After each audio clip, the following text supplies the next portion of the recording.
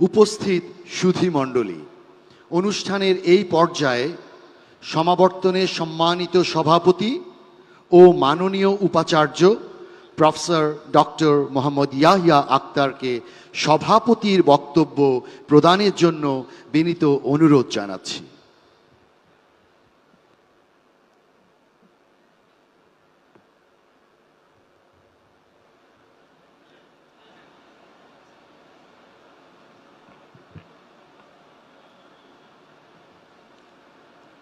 বিসমিল্লাহির রহমানির রহিম। চট্টগ্রাম বিশ্ববিদ্যালয়ের পঞ্চম সমাবর্তন 2025-এর সমাবর্তন বক্তা, উপস্থিত শিক্ষা উপদেষ্টা, ইউজিসি চেয়ারম্যান, সরকারের উপদেষ্টা বৃন্দ, আমন্ত্রিত অতিথিবৃন্দ এবং আমার বিশ্ববিদ্যালয় পরিবারের সকল সদস্য বৃন্দকে আমি আমার অন্তঃস্থল থেকে আন্তরিক শুভেচ্ছা ও স্বাগত জানাচ্ছি, সালাম জানাচ্ছি।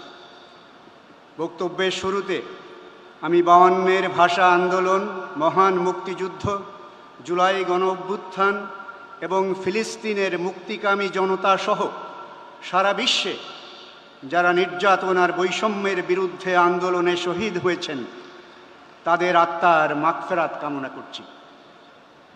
আজ ঐতিহ্যবাহী চট্টগ্রাম বিশ্ববিদ্যালয়ের জন্য একটি গৌরবোজ্জ্বল দিন, কারণ অনুষ্ঠিত হচ্ছে এ বিশ্ববিদ্যালয়ের ইতিহাসের সর্ববৃহৎ সমাবর্তন।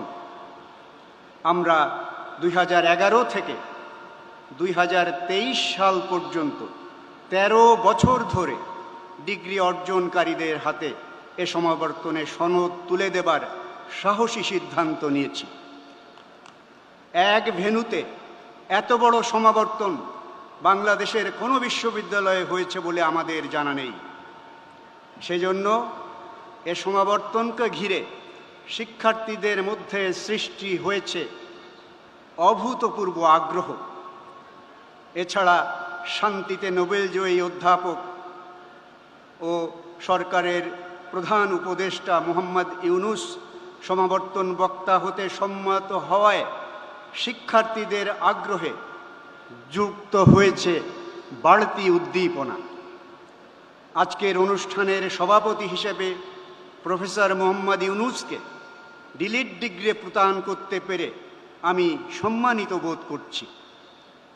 প্রসঙ্গত, প্রফেসর ইউনুস এই হাটাজারি উপজেলারই সন্তান, এ বিশ্ববিদ্যালয়ের সাবেক শিক্ষক।